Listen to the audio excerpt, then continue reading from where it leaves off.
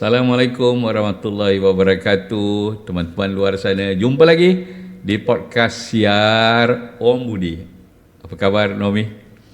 Baik, Alhamdulillah Om. Om sendiri gimana kabarnya Om? Bagus-bagus. Kita tak sangka minggu pertama podcast kita mendapat sambutan yang hangat daripada Malaysia, Indonesia. Saya dalam personal Facebook saya, ramai kenalan-kenalan baru daripada Indonesia. Nomi macam mana? Banyak sekali teman-teman Indonesia yang sangat menanti podcast ini. Ya.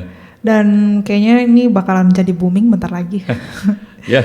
Terima kasih kepada kenalan-kenalan baru yang cuba nak berkenalan dengan saya, tak ada masalah. Yang ikuti saya di IG saya, yang ikuti saya di personal Facebook dan juga di Facebook Siar Om Budi. Banyak undangan open house Di Malaysia ini? Ya. Oh banyak Om. Om sendiri belum undang saya. Kita biasa di kedai mamak saja. Tapi yalah, saya kebetulan memang banyak undangan di open house dan ada yang memanggil itu di pihak kementerian, organisasi dan juga teman-teman yang ada. Jadi sedaya upaya, kalau tidak bertembung, saya akan cuba untuk memenuhi undangan tersebut. So minggu ni kita akan sembang berkaitan dengan pendidikan. Sebenarnya pendidikan Malaysia Indonesia ini walaupun ada perbezaan mungkin daripada segi sistem, tapi kita sebenarnya saling melengkapi. Saya nak share sedikit pengalaman saya. Satu ketika dulu arwah ayah saya, ketika itu orang Malaysia berduyun-duyun ke Indonesia. Yang saya ingat lagi, masih ada lagi borangnya di rumah sebelum arwah meninggal dunia. Dia tunjukkan saya kemasukan ke ITB Institute Teknologi Bandung. Kerana kebetulan arwah ayah saya itu mahir dalam arts, jadi dia cuba untuk memasuki ke ITB di sana. Tapi entah mengapa akhirnya dia mengambil keputusan untuk masuk ke maktab perguruan menjadi seorang guru. Nomi belajar di Malaysia juga kan? Ya betul Om. Saya sekarang ambil master degree di International Business Management.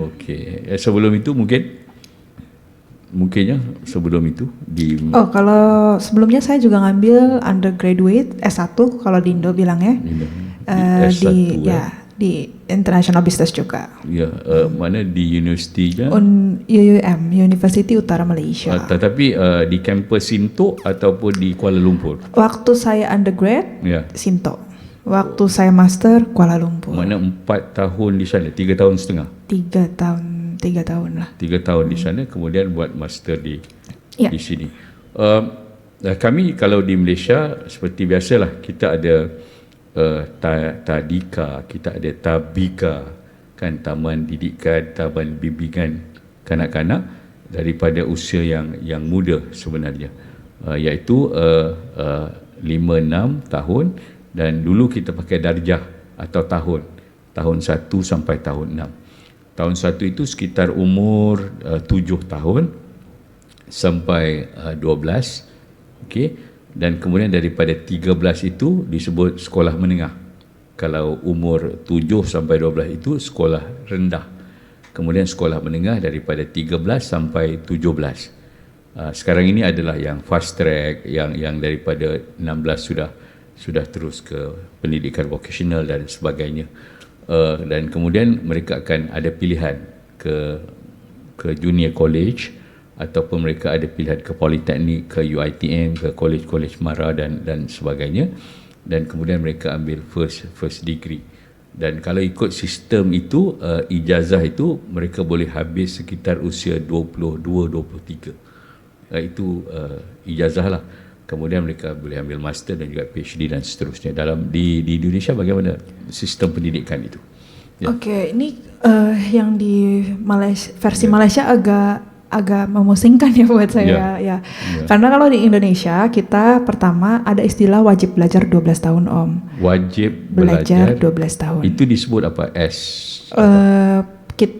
Oke, aku jelasin dulu ya Om ya. Yang pertama kalau kita tuh ada dimulai dari playground, kalau kami bilangnya KB. Kelompok belajar. Itu usia around 3 tahun. Oke. Nah, habis itu kita bilang kita naik ke TKA umur 4 tahun. 4. Ya, habis itu TKB umur 5 tahun. Okey. Habis itu masuk ke istilah wajib belajar tadi. Wajib belajar Ya, wajib belajar itu dimulai dari SD. SD itu dari umur 6 tahun sampai 12 tahun. Okey. Habis itu kita masuk ke SMP. SD sekolah dasar. Sekolah dasar. Okey, cuba. Itu wajib ataupun ada yang tidak boleh untuk tidak mengikuti sistem itu? Oke, aku jelasin dulu ya Om ya. Ya. Oke, habis itu SMP. SMP itu sekolah menengah pertama. Itu kita mulai dari umur 13 sampai 15. Dan SMA itu sekolah menengah atas dari umur 15 sampai 17 atau 18. Nah, istilah wajib belajar 12 tahun itu artinya pemerintah mewajibkan anak-anak Indonesia untuk belajar sampai SMA. Ya. Itu sekitar umur SMA adalah 17-18. 17. Sama lah Malaysia. Ya. Dan karena ada program ini, banyak sekali sekarang jadinya sekolah itu digratiskan. Gratis. Percuma. Dan termasuk segala-galanya. Mereka biaya tidak sekolah aja. Biaya sekolah ya. Serupa kita lah di sini juga ada yuran sekolah dan juga yuran untuk PIBG, Persatuan Ibu Bapa. Ibu bapa ada satu persatuan dan persatuan itu ada dikenakan yuran. Kalau di Malaysia tuh berarti ada istilah kayak gitu nggak sih Om? Wajib belajar 12 tahun gitu? Ada juga yang disebut sebagai wajib belajar, tapi dalam keadaan yang wajib belajar itu akhirnya mereka ini mesti mengikuti persekolahan. Rata-rata mereka ini, kalau kami di sinilah, untuk yang sekolah tabika atau tadika itu ada yang milik pemerintah, ada juga yang mereka pergi ke swasta atas pilihan mereka masing-masing lah. Juga sekarang ini di Malaysia ini ada yang sekolah itu milik pemerintah serupa daripada usia 7 sampai 12, ada juga yang milik swasta, namun co-curriculum ataupun kurikulum ataupun daripada segi pendidikan itu dikawal sedia oleh pihak kementerian. Jadi dia lebih kurang sama lah, saya ingat. Berarti kalau di Malaysia tu berarti tadika. Urutannya tadika. Tabika itu bimbingan. Kemudian ada tadika, didikan. Tabika, tadika. Habis dan itu kemudian sekolah rendah. Kemudian sekolah menengah. Dan kemudian ada general exam. Zaman saya dulu, saya ingat ada juga dia ada penilaian tafsiran, tapi di peringkat saya dulu kita ada apa yang disebut sebagai sijil rendah pelajaran. Itu sekitar usia 15 tahun. Kemudian ada SPM, sijil pelajaran Malaysia. Dia sangat dinamik lah. Kalau tanya saya sekarang ini, dia lebih komprehensif lagi dalam sistem pendidikan. Tapi saya pikir ya Om ya, kalau saya tuh waktu teman-teman saya S1 ya, waktu undergrad, itu banyak yang masuk tuh sekitar usia 23-22 tahun, sedangkan kami baru lulus SMA, udah langsung ke university. Kayaknya di Malaysia tuh ada istilah apa, diploma college, itu kayak sekolah di dia UK begini, gitu ya? Pintu masuk ke universiti itu ada pelbagai. Kalau ijazah sarjana muda atau disebut sebagai S1 tadi kan, S1. Mereka boleh masuk di peringkat paling rendah itu daripada sijil. Kemudian daripada sijil mereka boleh pergi ke diploma, daripada diploma mereka boleh ke S1. Yang kedua pula, mereka boleh pergi daripada habis sekolah, kemudian mereka ambil matrikulasi. Matrikulasi itu lebih boleh terus ke S1. Saya ada seorang anak perempuan daripada Mara, kemudian dia habis SPM itu pada ketika itu umur 17, kemudian 18 ke 19 itu dia pergi ke matrikulasi dan kemudian dia terus ke S1. Sekitar 19-20 mereka sudah ke S1. Berarti di sini agak lebih lama ya Om ya? Dia tergantung lah. Sebab pada saya pendidikan ini dia tergantung latar belakang. Kalau individu itu latar belakang daripada keluarga yang mungkin dia melihat pendidikan daripada sudut yang berbeza kan. Jadi mungkin mereka ini anak-anaknya mungkin keutamaan mungkin kerana kemiskinan dan sebagainya. Jadi mereka boleh yang paling asas sekali mereka boleh di peringkat sijil. Kemudian daripada sijil mereka boleh pergi kepada diploma. Daripada diploma mereka boleh pergi kepada S1. Ya, di Malaysia ni kami alhamdulillah pintu masuk itu ada pelbagai lah. Tapi kalau aku boleh memuji Malaysia Om ya. Menurut aku cukup bagus sih untuk masuk kuliah dikasih dulu tuh kayak matriks ya. Mungkin diplomat kayak gitu. Soalnya kalau menurut aku kadang ketika kita masuk S1 setelah lulus SMA, kadang kala kita tuh belum tahu minat kita tuh kemana. Saya tidak lihat minat itu satu perkara lah. Tapi pada saya perkara yang penting adalah metod, kaedah pembelajaran itu. Okey kan, kalau di peringkat sijil itu mereka mungkin lebih kepada spoon feed kan, kurikulumnya kan, apa yang diberi kan. Tetapi sampai kepada peringkat S1 dia sudah mesti ada satu critical thinking, kaedah bersoal jawab, kaedah bertanya yang betul. Jadi pada saya kita kena tengoklah. Contoh dalam bahasa yang paling mudah saya selalu sebut, kamu ini enjin apa? Kalau di Malaysia ini kan kereta paling kecil kan kancil. Kalau kamu ke enjin kancil, jangan lawan dengan enjin Mercedes dulu. Mana daripada kereta kancil, naik Honda dulu. Kemudian bila sampai satu masa kami sudah mantap, baru kamu mau ke enjin Mercedes. Ya kalau menurut aku ya Om mungkin kalau semakin mungkin tua masuk kuliahnya, mungkin itu lebih matang ya cara berpikir, persiapan ini mentalnya. Karena ternyata university di Malaysia dan Indonesia tuh berbeda loh Om. Ya, sudah tentu. Saya fikir Indonesia dia kena kata dari Sabang ke Merauke itu kan. Kan dan sistem status sosial itu berbeza-beza. Ada tempat mungkin Jakarta very urban kan, Bandung itu sangat urban, tapi mungkin ada kawasan-kawasan yang agak kampung itu, jadi mereka menilai pendidikan dalam sistem yang berbeza. Ada satu istilah yang you kena belajar di Malaysia. Apa tu? Mahasiswa. Mahasiswa. Apa tu? Dia kalau yang muda mahasiswa. Kalau yang sudah berumur mahasiswa. Itu berapa semester itu? Jangan lupa jumpa dengan mahasiswa.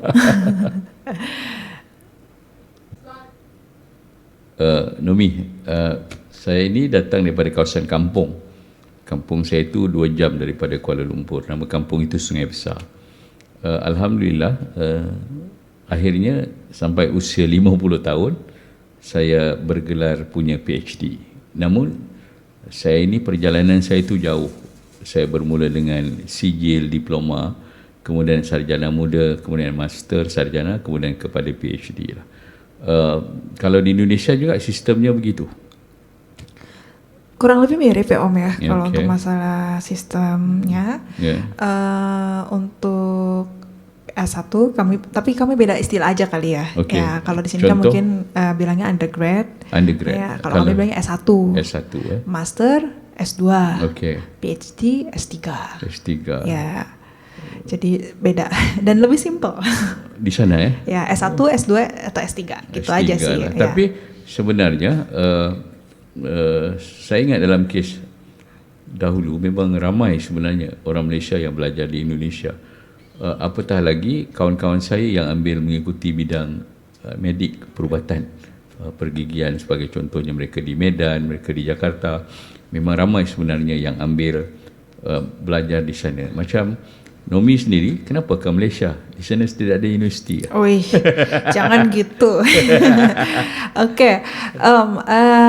Pertama waktu dulu. Untuk masuk university di Indonesia, khususnya yang public university itu tuh sangat ketat. Ya, dan mungkin tidak rezeki pada saat itu. Ya, jadi ketika tidak rezeki, saya memilih option pergi ke negara lain. Siapa sebenarnya yang bawa? Atau Nomi dapat maklumat daripada Information siapa? Itu dari mana? Pertama itu dari internet. Habis itu beberapa ada agentnya public university juga di sini. Dan itu cukup membantu sih Om untuk melakukan pendaftaran dan memberikan informasi seperti itu sih. Sudah tentu kalau kita nak belajar ini, pendidikan ni kos.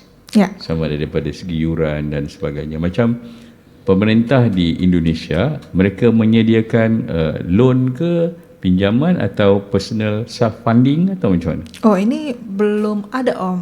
Pinjaman itu nggak ada. Paling kita cuma ada beasiswa. Paling dan kalau misalnya masalah biaya yang mungkin mau diringankan gitu ya, kita ada beasiswanya namanya Dikti. Dikti. Spellingnya D-I-K-T-I. Dikti. Stand for? Nama beasiswanya Dikti sih. Dikti itu pemerintah. Ya Indonesia ada 300 biasanya juta. Itu kayak gini Om. Biasanya itu kejadiannya ketika kita meminta pengurangan biaya terhadap biaya kuliah. Dan maknanya Nomi boleh minta, katakanlah ketika belajar di UM, Nomi boleh minta dikti daripada pemerintah. Hanya berlaku di dalam Indonesia. Oh, universiti dalam negeri. Dalam negeri. Maknanya orang Indonesia kalau dia belajar di luar negeri, kalau dia bisa. Kalau luar negeri, dia di UM luar negeri. Maknanya self funding. Jadi kalau misalnya di Indonesia, kita itu ada namanya beasiswa Dikti, dan biasanya kita di Indonesia uang kuliahnya tuh basisnya golongan Om, ikut kemampuan orang tua. Jadi kami ada beberapa golongan, kategori lah. Nah, istilah kami tuh UKT kami bilangnya. Stand for kami bilangnya UKT, aku gitu ya. Jadi UKT. Nah, jadi kalau misalnya saya nih misalnya gaji orang tua berapa gitu kan, nanti dia akan menilai saya masuk di golongan berapa. Macam gitu. Kita lah B40. Kategori pendapatan. Terus habis itu setelah masuk di situ, kalau seandainya kita anggap lah ya Om ya, mungkin orang tua nih kadang kan boleh lah gaji misalnya 4.000 tapi ternyata kita punya 4 beradik kan lumayan berat ya. Lagi kalau kita duduk di Jakarta dengan kita duduk di daerah lain mungkin itu beda lagi kan. Jadi biasanya kita akan minta pengurangan dan salah satunya lewat jalur beasiswa Dikti. Nah, kalau misalnya sekarang kalau mau keluar negara itu ada beasiswa. Namanya itu LPDP kami bilangnya. LPDP dari Kementerian Keuangan. Gitu. Itu pinjaman atau beasiswa? Itu beasiswa. Dan untungnya dari beasiswa ini biasanya ditambah dengan living cost. Kalau nggak salah saya ada cost secara hidup. Malaysia itu dapat sekitar, saya nggak tahu kalau sekarang update-nya berapa ya, mungkin ya dalam 3.000-4.000 ringgit lah. Setahun. Satu semester atau satu semester. Satu semester makna yuran plus belanja. Gitu. Tapi biasanya itu buat S2, S3, gitu. Dan biasanya yang paling diprioritaskan itu untuk yang bidang science, engineering kayak gitu sih. Fokus dalam bidang sains lah. Tapi Om, aku mau nanya deh, kalau teman-teman aku yang di Malaya itu selalu bilang istilah PTPTN ya. Itu apa ya Om? Dia seperti begini, ada pemerintah, kerajaan, dia wujudkan satu tabung. Dan tabung ini merupakan tabung pinjaman kepada mana-mana pelajar yang mahu melanjutkan pelajaran. Tapi itu option. Dia boleh guna tabung atau dia boleh guna self funding. Tidak ada masalah. Cuma tabung ini syaratnya mestilah dibayar balik. Sebab prinsip kepada tabung ini, katakanlah saya ada 3 beradik, kemudian mula-mula bagi kepada saya. Setelah saya guna, setelah saya bekerja, saya pulangkan balik tabung itu, nanti adik saya yang kedua pula gunakan, dan begitulah. Sebab itu tidak disebut sebagai beasiswa, tidak disebut sebagai pinjaman secara direct, dia sebut sebagai tabung, tabung pinjaman begitu untuk tujuan pendidikan. Saya fikir ada baik dan ada buruk. Baiknya pemerintah pernah juga mengeluarkan satu prosedur, siapa yang mendapat kelas pertama, jadi dia transfer itu menjadi beasiswa. Jadi sebagai suatu inisiatif kepada anak-anak muda yang masih berlaku itu? Ya, masih berlaku. Saya fikir masih berlaku. Masih ada anak muda yang dapat dan kemudian dia boleh transform. Jadi maknanya itu lebih baik. Satu ketika dahulu dia beasiswa, tetapi apabila kesedaran kepada pendidikan itu sudah semakin meningkat, jadi sudah ada kehendak ramai orang mahu masuk universiti. Jadi saya fikir mana-mana pemerintah pun dia mengambil masa yang agak lama untuk menyediakan beasiswa itu sendiri, jadi dia tukar dalam bentuk pinjaman. Tapi di peringkat provinsi, kita ada Selangor, mereka juga ada tabung pendidikan dia sendiri. Mereka juga berikan dalam bentuk yayasan, kan, Yayasan Pendidikan Selangor. Dia juga memberikan bantuan-bantuan dan juga daripada segi pendidikan. Dan kemudian kalau katakanlah pelajar itu langsung ada masalah daripada segi pendidikan dan sebagainya, kita ada pusat zakat. Pusat zakat ini di peringkat setiap negeri ada, pun boleh juga dibantu daripada segi bantuan pendidikan. Okey, kan, berarti PTPTN itu hanya khusus untuk biaya kuliah aja kah, atau dia ke living cost juga? Setakat ini biasanya yuran pengajian. Oh, okey. Yang saya faham lah, diberikan untuk yuran pengajian. Jadi pada saya itu baguslah. Setidak-tidaknya anak-anak kita boleh untuk dapatkan pendidikan. Yang penting mereka fokus sajalah. Tapi saya rasa ni Indonesia harus terinspirasi sih Om. Ya, karena gini Om, beasiswa itu kan identik sama orang pintar ya Om. Orang yang sangat pintar dan mungkin mendapatkan kesulitan secara finansial. Tapi kan ada beberapa orang yang tidak hanya pintar, gigih lah gitu, dan ternyata tidak mendapatkan kesempatan beasiswa. Nah, kalau di Malaysia berarti dia ada opsi lain, ya kan? Opsi. Tapi kadang-kadang kita tidak boleh buat perbandingan apple to apple dengan penduduk kita sekitar 32-33 juta dan dibandingkan dengan 300 juta lebih daripada Indonesia, kan? Jadi akhirnya syarat ini mestilah berbeza mengikut keadaan. Tapi pada saya yang paling penting apa dia? Yang paling penting adalah semangat orang itu mahu belajar. Kan? Jadi semangat mahu belajar itu mesti sentiasa ada dalam pemikiran. Terus Om, kalau PTPTN itu ada karakteristik nggak? Maksudnya siapa yang boleh menerima, siapa yang tak boleh menerima? Daripada satu keadaan ke satu keadaan, dia akan semakin ketat penilaian. Kerana tabung ini juga akhirnya akan ada daripada segi jumlah mereka yang membayar balik. Kerajaan siapkan satu tabung dan kemudian kita boleh guna, dan kemudian bagaimana dia bayar balik. Kan? Jadi apabila yang kurang membayar balik itu ada banyak faktor lah. Kadang-kadang mungkin orang itu memang sengaja tidak mahu bayar.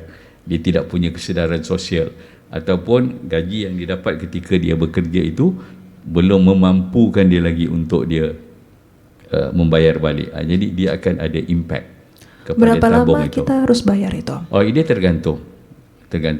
Ada setengah macam anak saya, walaupun bapaknya begini, saya minta dia ambil PTPTN. Kenapa? Saya nak dia belajar ada responsibility, ada tanggungjawab. Dan ketika di saat pendidikan yang menyebabkan dia kena bayar, jadi dia perlu ada rancangan membayar. Jadi bagaimana dia bayar? Sekarang ini saya kata berapa hutang dan buat potongan gaji. Jadi dengan gaji yang dia ada, ini salah satu daripada kaedah untuk melahirkan warga negara yang prihatin. Cukup bagus ya Om. Nomi belajar daripada Jakarta, akhirnya ke UUM Sintok. Nomi itu bukan perjalanan yang singkat itu Nomi. Jakarta ke Kuala Lumpur 2 jam. Dan Sintok itu bukannya di Kuala Lumpur. Ya, betul. Sintok itu berada di Kedah. Dan satu kawasan di Kedah itu, town itu, bandar itu adalah Alor Star. Jadi mau ke Sintok itu lagi lebih kurang dalam 45 minit, 45 minit lebih kurang, kan? Jadi, ya bagaimana pengalaman pada ketika itu? Oh, itu dah. Ketika itu usia berapa? Waktu itu sekitar 18 tahun Om. 18. Saya tidak boleh bayangkan membiarkan anak saya usia 18. Dan saya nggak diantar orang tua Om. Sendiri ya. Okay. Pertama itu berangkat Okay. Di pesawat saya nangis. Of course saya nangis ya, karena nggak pernah berpisah sama orang tua gitu.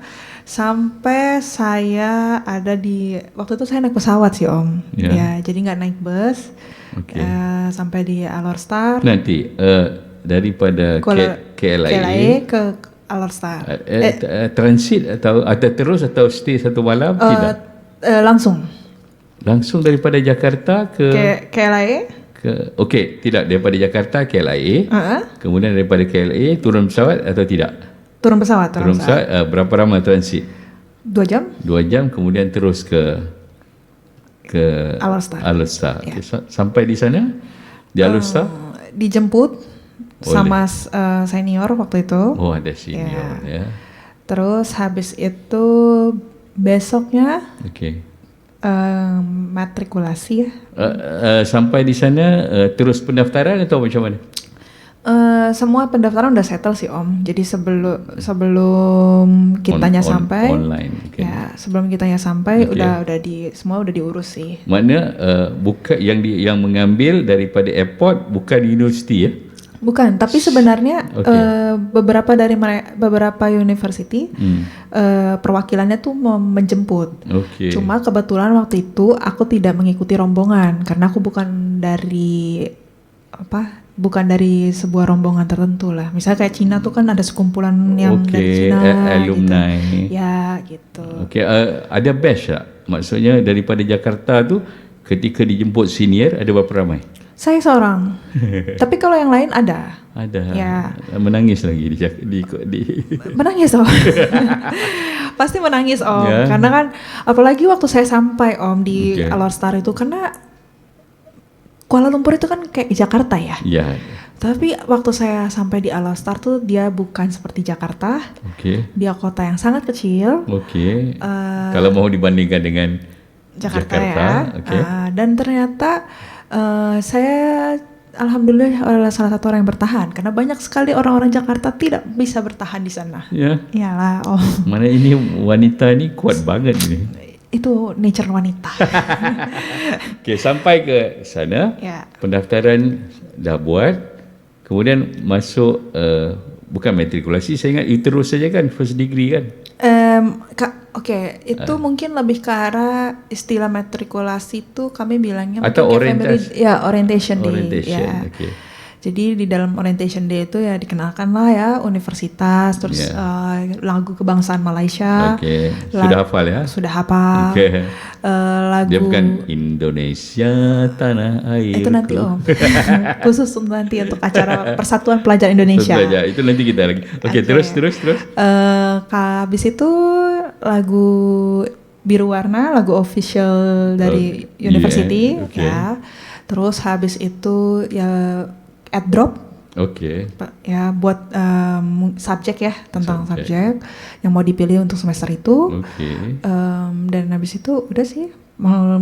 Ada ujiannya Om, ujian bahasa Inggris. Karena Malaysia ini khusus untuk internasional yang dari Indonesia ya. Kalau negara lain kurang tahu. Kalau misalnya kita tidak ada TOEFL atau IELTS, ada beberapa universitas yang mengizinkan kita mendapatkan tes bahasa Inggris internal. Dan kalau misalnya tidak lulus, berarti kita masuk ke kelas bahasa Inggrisnya. Yang paling foundation. Iya. Gitu. Jadi sampai di sana duduk di college apa? Saya duduk di asrama sih Om. Iyalah, apa college-nya? Apa nama ini ya? BSN. BSN sebab UUM ini dia unik sedikit. Kalau macam saya daripada Universiti Kebangsaan, kami nama college kami itu nama nasionalis. Burhanuddin Helmi itu tokoh nasionalis, Ibrahim Yaakob itu tokoh sosialis kan. Zakbar, jadi di sana itu dia lebih kepada korporat. Ya kan? BSN itu kan Bank Simpanan Nasional. Ya, namanya juga UUM, Management University. Semangat. Sampai di sana perbezaan yuran agak-agak berapa? Perbezaan yuran. Waktu itu ya Om ya. Waktu itu ini sebut angka Om? Boleh kan? Enggak apa-apa. Sekitar di bidang bisnis, manajemen mungkin sekitar 4.000. Kalau misalnya itu satu semester. Satu semester. Tapi kalau mungkin jurusan lain yang kayak IT atau apa, mungkin itu lebih mahal ya Om. Lebih mahal. Gitu. Ada masuk ke sana kejutan budaya. Apa yang terkejut? Yang pertama ya kejutan budaya. Kalau menurut saya gini sih, kalau di universitas di Malaysia, kita tuh diwajibkan mengambil namanya co-curriculum. Iya. Setiap hari Rabu. Kalau kami setiap hari Sabtu. Ya. Yang kedua, apa silibus dalam co-curriculum itu? Pokoknya harus wajib ambil satu aja sih. Nomi ambil apa?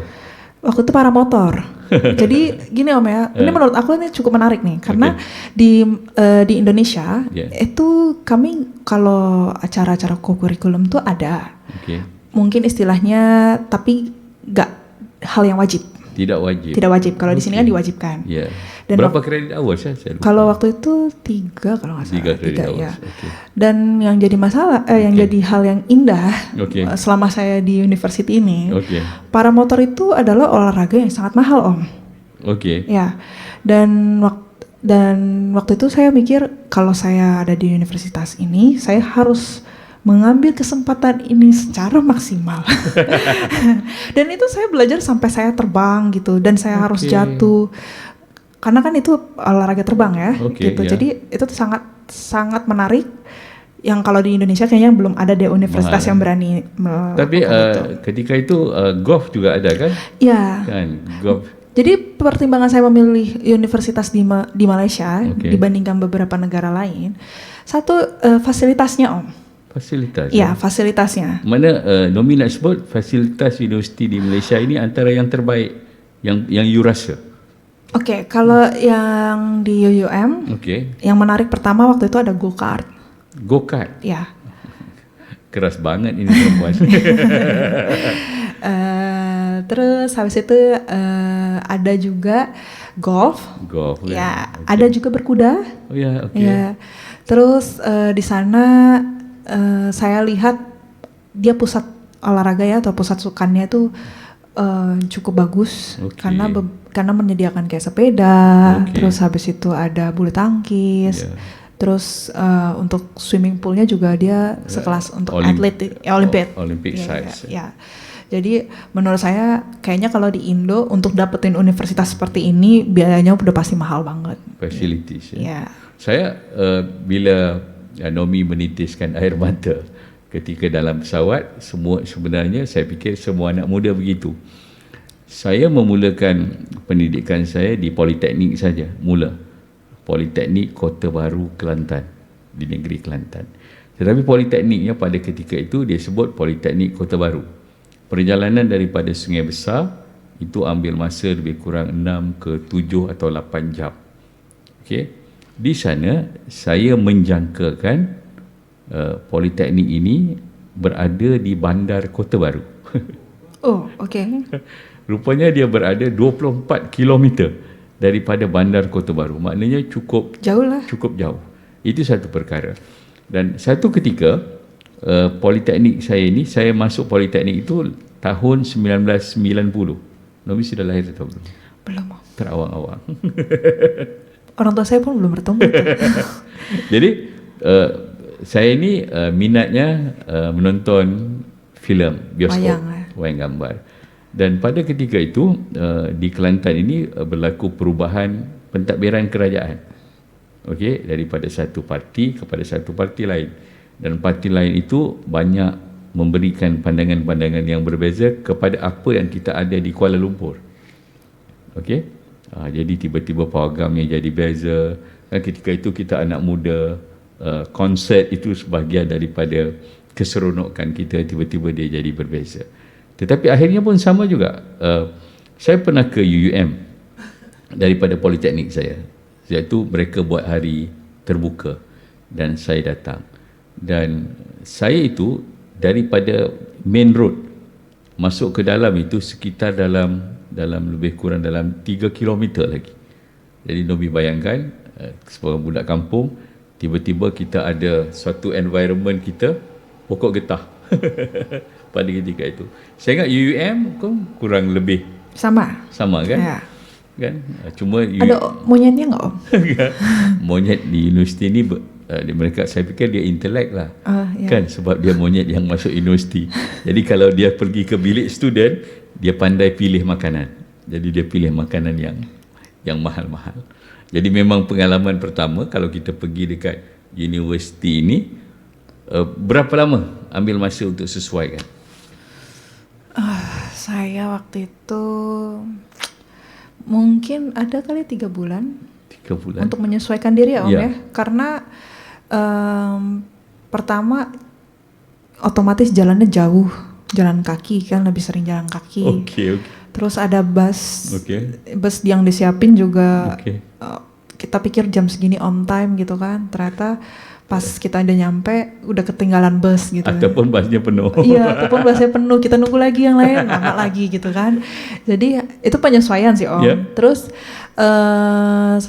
mungkin ini yang paling penting kali ya, bahasa kali ya. Karena kelasnya kan rata-rata bahasa Inggris. Oke. Bahkan saya cuma punya satu kelas bahasa Melayu, itu juga tentang tentang kenegaraan Malaysia. Oke, yang lain semua in English. Ya. Oke. Dan itu kalau nggak salah diwajibin internasional itu ambilnya bahasa Inggris. Oke. Gitu. Jadi itu pasti penyesuaian ya Om, apalagi perlu academic writing. Terus habis itu beberapa dosen juga mungkin ada yang beberapa kita kan nggak terbiasa bahasa Inggris untuk mendengarkan, lama-lama harus mendengarkan. Terus secara slide presentasi juga nggak kayak yang standar. Mungkin karena di kelas itu juga banyak anak internasional, jadi kita kebiasaannya jadi upgrade juga. Dan banyak presentasi di sini. Oh iya. Tapi UUM itu sepaham saya memang University Management kan? Ya betul. Kan? University Management yang dibuat untuk melahirkan anak-anak muda yang mahir dalam bidang pengurusan. Kan? Yeah. Tapi dalam konteks itu sebenarnya 3 bulan itu kalau mengikut nasihat Nomi boleh atau tidak? Menurut saya 3 bulan 1 semester kurang lebih kan? Enggak Om, 6 semester. No, satu semester itu 6 bulan. 6 bulan, maknanya separuh daripada semester itu penyesuaian. Ya, wajib itu Om. Boleh tanya sikit? Boleh Om. CGPA-nya bagus atau di atas tidak? 3. Hah? Di atas 3. Di atas 3 mana bagus? Nggak mungkin saya di sini nggak dipilih Om karena saya nggak pintar kan. Nampak ya, masuk datang daripada Indonesia 3 bulan penyelesaian, 3 pointer ke atas. Nanti kita sembang lagi. Saya boleh bayangkan, saya datang satu budak daripada kampung Sungai Besar, tiba-tiba pergi ke Kelantan. Kampung saya ni ramai influen daripada Jawa. Jadi kami makan itu pecal. Kemudian banyak makan ikan keli pun ada dengan lemak santan begitu. Nomi datang daripada Jakarta. Ya Om. Okey. Di Jakarta itu dengan pecel lelenya dan kemudian nasi goreng yang hebat-hebat, tiba-tiba datang ke Kedah. Kedah pula bukan di Alor Star, Kedah pula di Sintok. Sintok itu pula sempadan dengan Thailand. Cerita pengalaman makan di sana. Yang pertama pasti sulit Om, karena kan kami biasa pedas. Kalau sana kan nggak terlalu pedas tapi agak manis. Terus ya paling aman makanan nasi kandar, makanan Thailand. Nasi kandar ya. Tapi kalau makanan Indo yang disiapin ya di sana mungkin itu kurang lebih kayak di sini juga punya makanan ya Om, ya kayak nasi pecel ayam, nasi pecel lele atau keli gitu ya. Menurut saya size-nya beda.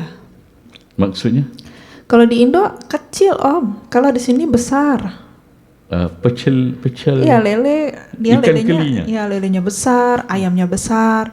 Ya waktu awal-awal cukup shock sih sama size portionnya di Malaysia.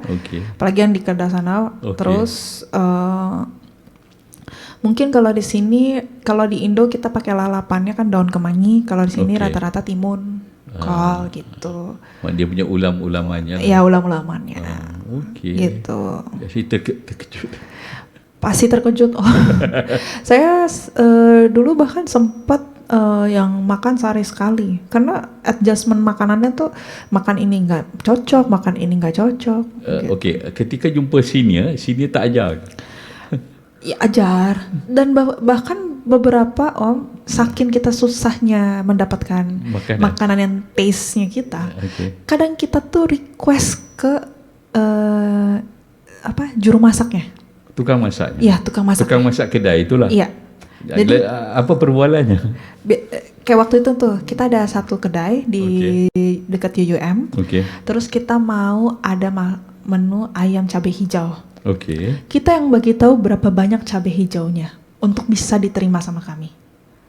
Terus ditambah garam atau apanya itu kita yang bagi tahu.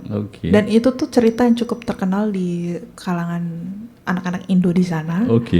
Jadi kurang lebih kalau kitanya bingung mau makan apa, selama kita kan orang Indonesia ini suka akrab ya Om ya.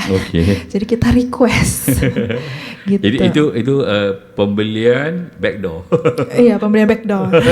Menunya tetap ada Om. Dan akhirnya menjadi menu. Dan akhirnya jadi menu. Sekitar kalau saya tahu berapa populasi orang Indonesia di situ? Iya, di UUM ketika itu. UUM itu cukup banyak Om, orang Indonesianya. Mungkin ada kali 100 lebih tuh ada ya. So kalau macam minggu lepas kita bincang halal bil halal itu hari raya, ada sambutan hari raya di enggak sih, kalau khusus Indonya enggak.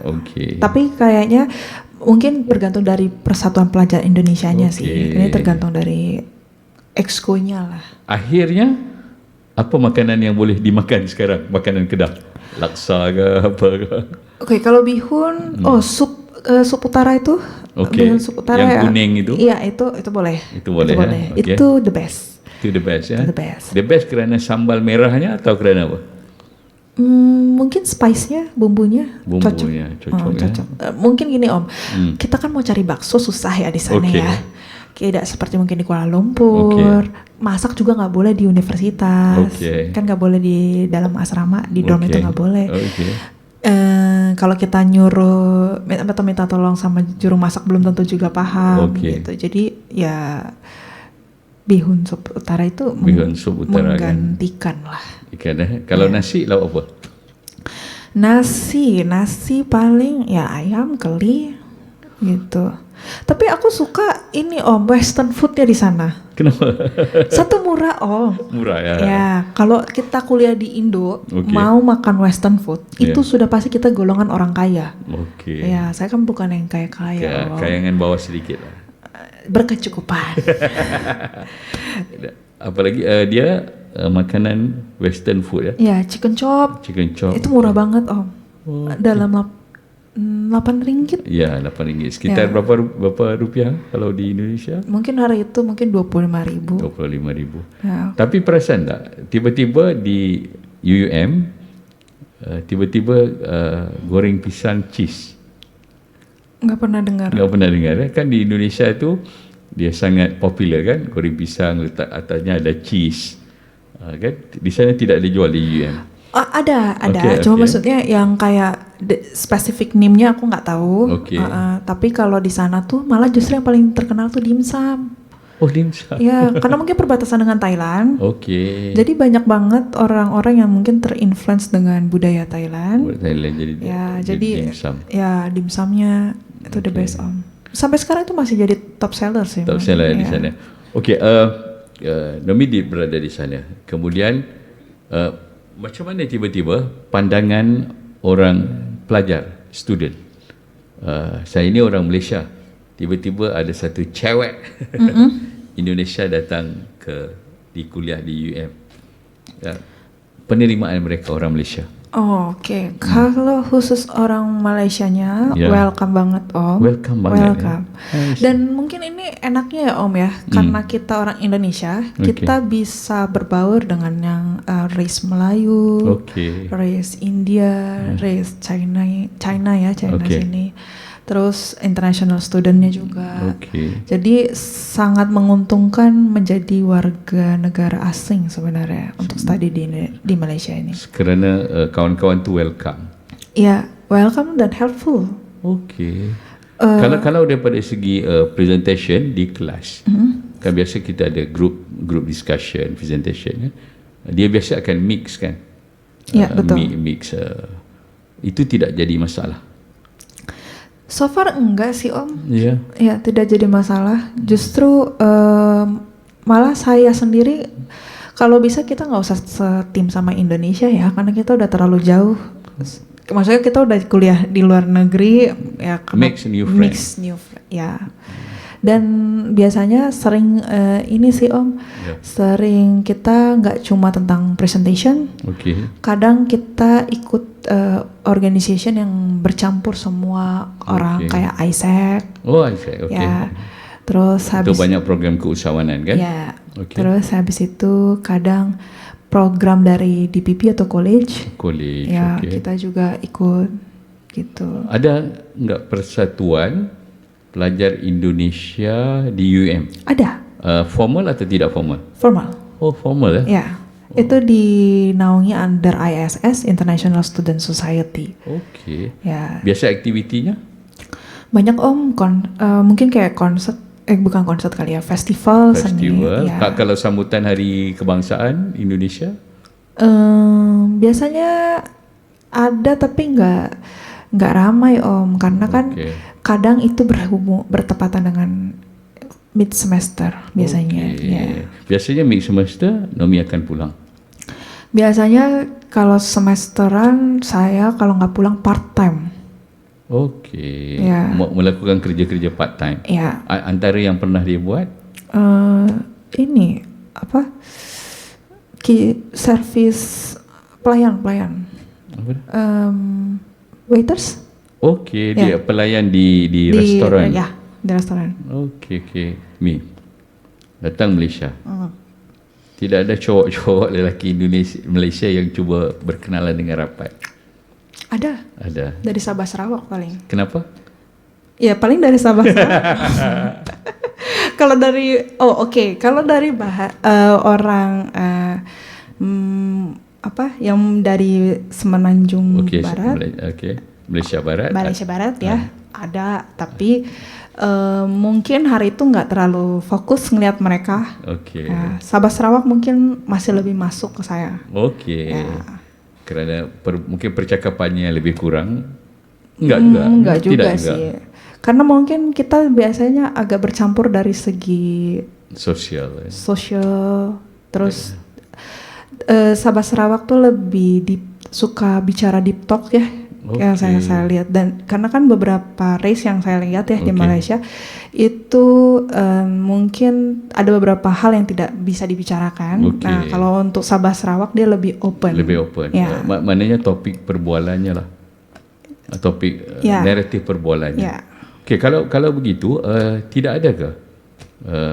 Katakanlah di Indonesia juga parti-parti politik mencari pengaruh mereka. Kan ada macam-macam parti politik di Indonesia. Di Malaysia juga begitu.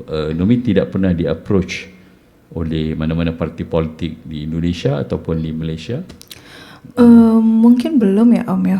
Student mereka tidak. Ya. Sebab pengalaman saya ketika jadi S1 first degree, parti-parti politik itu sudah mencari rakan-rakan adik-adik kadernya. Tapi aku boleh nanya nggak sih Om? Boleh. Kenapa Om waktu itu, ini karena usianya cukup muda ya Om ya. Ketika kita studi itu kenapa Om mengikuti parti politik yang dimana belum tentu semua orang anak muda tuh memikirkan itu, apalagi fokusnya studi kan gitu sih. Ya, kadang-kadang keseronokan kita dalam usia muda. Kan dalam usia muda itu kadang-kadang kita belajar demonstrasi. Kan, jadi jiwa muda panas itu sedang bergelegak. Kan, jadi jiwa idealisme pelajar itu sedang ada. Jadi mungkinnya itu ketika itu kan hati sedang panas. Jadi parti-parti politik itu mudah mencari kader. Dan di Malaysia saya ingat serupa juga di Jakarta. Kebanyakan kader-kader partai politik ini semua daripada mahasiswa universiti. Betul. Kan, jadi memang mungkin kerana di UUM itu di bahagian utara, jadi mengambil, kalau universiti lain di Lembah Kelang seperti Universiti Melaya, Universiti Putra, Universiti Islam, Universiti Kebangsaan mungkin lebih lebih mudah. Ya, mungkin karena terlalu jauh juga kali Om ya. Tapi kalau masalah politik ya, aku khusus yang di Malaysia sering aware karena sering bergaul dengan MPP. Beberapa MPP itu ngobrol terus ada insight-insight baru tentang Malaysia. Tapi akhirnya saya juga sedih. Kenapa Om? Kenapa tidak ada orang Malaysia yang berani memikat Nomi?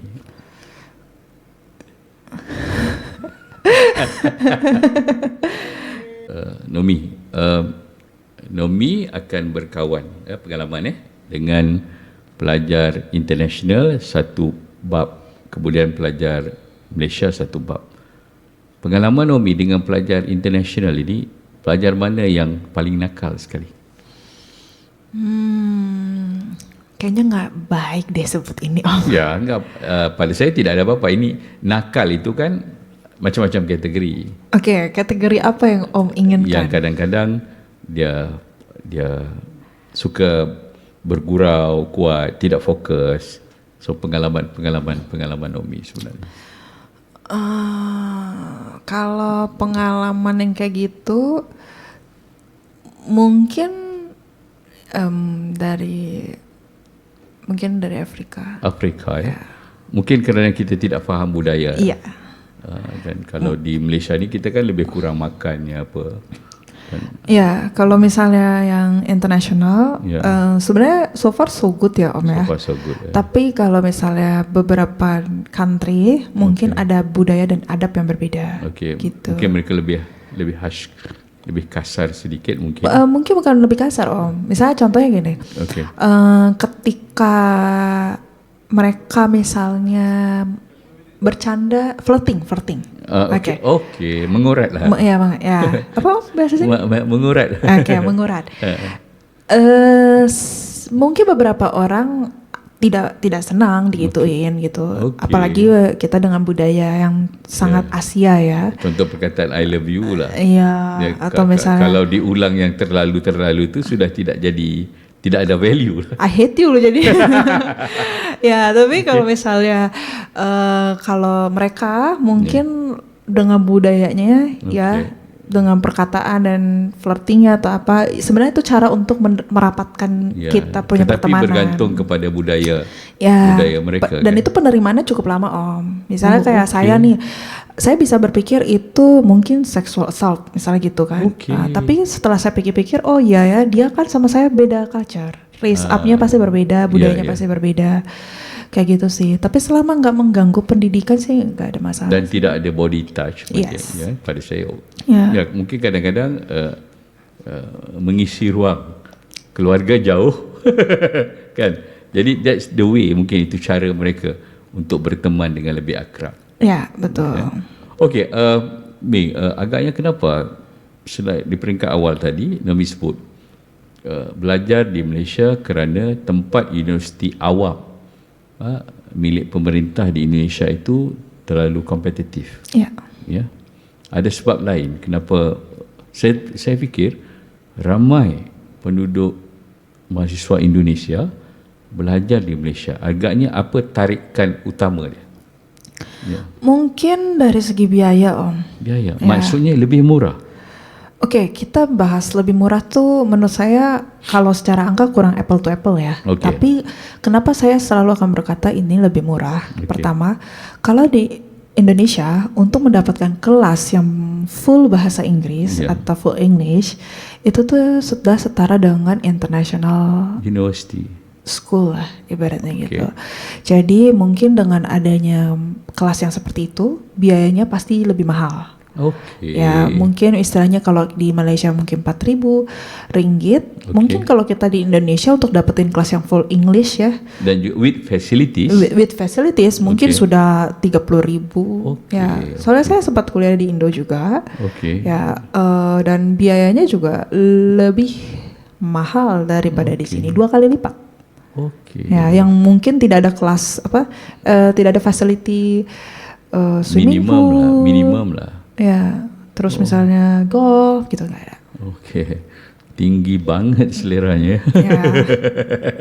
Tapi nggak apa-apa sih Om, maksudnya gini, plus minus ya menurut saya. Kalau menurut saya gini, kalau di Malaysia dengan adanya kelas yang bahasa Inggris, kebetulan teman-temannya juga berbeda negara, jadinya berguna tuh bahasa Inggrisnya.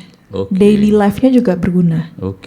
Tapi kalau misalnya kita di Indonesia, mungkin setelah kelas ya bahasa Indonesia balik kan, jadi nggak terbiasa sebenarnya bahasa Inggris. Jadi macam Nomi background marketing, business, international business, itu sudah mesti communicate in English adalah satu keperluan. Betul, daily usage lah. Daily gitu. Usage kan. Katakanlah sekarang Nomi menghabiskan sarjana, master lah, S1, S2 lah. Oh kalau sekarang master berarti S2. S2 kan. Pulang ke Indonesia, pengiktirafan pendidikan itu bagaimana? Penyetaraan pendidikan atau? Bukan, bagaimana pemerintah Indonesia melihat yang universiti daripada Malaysia ini memenuhi kriteria untuk mereka bekerja dengan pemerintah? Oke, yang pertama gini Om, setiap warga negara Indonesia yang kuliah di luar negeri, ketika ingin berkarir di negara Indonesia, kalau dia tidak bekerja di wilayah swasta, dia harus menyetarakan pendidikannya. Maksudnya? Jadi kita akan pergi ke Ministry of Education untuk menyetarakan bahwa kita punya credit hours kurang lebih sama dengan di Indonesia. Kalau kurang, kita kena tambah credit hours kurang lebih kayak gitu. Biasanya kalau kena tambah itu takkan sampai 5-6 subjek. Biasanya kita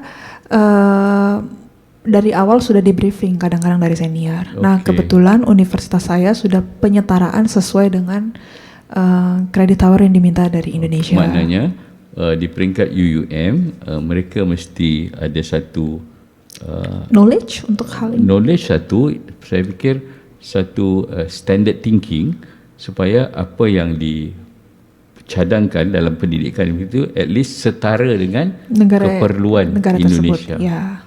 Itu kalau kita mau bekerja dengan pemerintah. Kalau kita bekerja dengan swasta, saya rasa nggak perlu sih. Tak perlu. Tetapi sejauh mana mereka melihat basically gossip. Di market. Gosip yang ada di Indonesia dulu ya Om. Kalau ada orang yang lulusan dari luar negara, kesannya gini, oh ini orang pasti maunya gajinya tinggi. Dia ada perceptions dari company itu. Walaupun di peringkat awal tadi Nomi bincang yuran tu lebih murah. Iya, mungkin mereka tuh tidak melihat part itu. Ya, jadi mereka akan berpikir bahwa semua lulus. You are international student, right? Jadi kalau ini international student graduate, berarti dia akan expect more about salary dan yang lainnya gitu. Saya memahami POV seperti ini, tapi sebenarnya bahkan ya Om ya, teman saya yang dari United States kuliah di sana, kuliah di US, United States ya, balik ke Indonesia, student Indonesia, student Indonesia di US, balik ke Indonesia dia dapat gaji ya UMR Jakarta ya 5 jutaan lah ya kurang lebih total. Kalau mau dipikir kan terlalu effort ya untuk biaya kuliah dan yang lainnya gitu. Tapi memang kita nggak bisa pungkiri kita punya unemployment rate kan sedang tinggi dan banyak sekali efisiensi juga sekarang. Jadi ya mungkin beberapa orang akan mengambil ya udahlah yang mana bisa kerja gitu. Asal dapat kerja dahulu. Iya. Yang menguntungkan paling karena dari lulusan luar negeri mungkin akhirnya jadi sedikit lebih dilihat. Maksudnya walaupun mereka skeptikal terhadap gaji yang kita pingin gitu ya, tapi ketika dalam situasi banyaknya yang belum bekerja, kita masih dapat value lebih, keutamaan. Dan itu saya alami waktu saya kerja di Indonesia. Ketika itu hanya dengan S1 saja? Ya, dengan S1 saja. Dengan adanya S1 saja, jadi value-nya sangat dilihat lah. Kekurangannya, dengan adanya kuliah di luar negeri, ekspektasinya makin tinggi. Itu sangat Om. Pekerjaannya udah kayak saya nih bisa mengerjakan 5-6 orang punya pekerjaan. Tapi keuntungannya karena ekspektasi. Ya, dan waktu itu contoh gini Om, saya kerja di bidang logistik. Di Indonesia tuh university tentang logistik tuh sangat sedikit. Mungkin bisa dihitung jari, 1 tangan pun. Gitu. Dengan adanya credit hour saya, terus habis itu pengetahuan saya terhadap logistik, praktikal saya terhadap logistik. Ketika saya bekerja, saya dikasih ekspektasi yang lebih tinggi. Dituntut ya? Dituntut, karena semua orang yang datang saat itu tidak ada yang punya basic logistik. Apalagi mungkin yang mirip-mirip engineering kali kalau di Indo, gitu. Jadi pada akhirnya tuh semua orang itu akan berekspektasi bahwa saya harus bisa memenuhi ini semua jauh lebih tinggi. Jadi itu ketika S1, kalau sudah punya S2? Nggak tahu ya. Jadi sebenarnya sembang saya dengan Omi ini membutirkan satu tanggapan yang bahawa anak-anak Indonesia kalau mereka belajar di luar negeri, mereka ada expectation daripada majikan yang lebih tinggi. Dan sebab itu saya melihat local university di Malaysia tarikan mereka kepada pelajar Malaysia, belajar di Malaysia daripada Indonesia itu saya fikir memang cukup hebat. Kan ramai pelajar master, PhD, S2, S3 ini ramai yang kuliah daripada. Sebenarnya saya paham sih Om kenapa jawabannya. Karena gini ya, kalau di Indonesia kuliah itu sangat sulit lulus. Ini menarik. Ini menarik ya. Kontroversial loh ini. Kontroversial. Kerana apa? Pertama, mungkin ini tentang mentality. Ya, jadi waktu saya S1, saya adalah salah satu orang yang cepat lulus. Dan teman-teman saya yang satu batch dengan saya waktu senior high school, waktu saya sekolah menengah atas itu, banyak yang belum lulus dan bahkan lulus 2 tahun setelah saya. Karena mungkin I'm so sorry, mungkin dia punya dosen agak sedikit membuat sulit kita.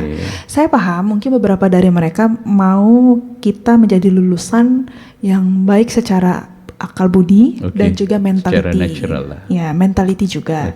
Karena kan ya nggak bisa dipungkirin ya Om, dengan adanya dunia pekerjaan nggak semuanya hal-hal yang kita inginkan yang terjadi. Jadi mungkin mentality itu ditempa saat kita kuliah.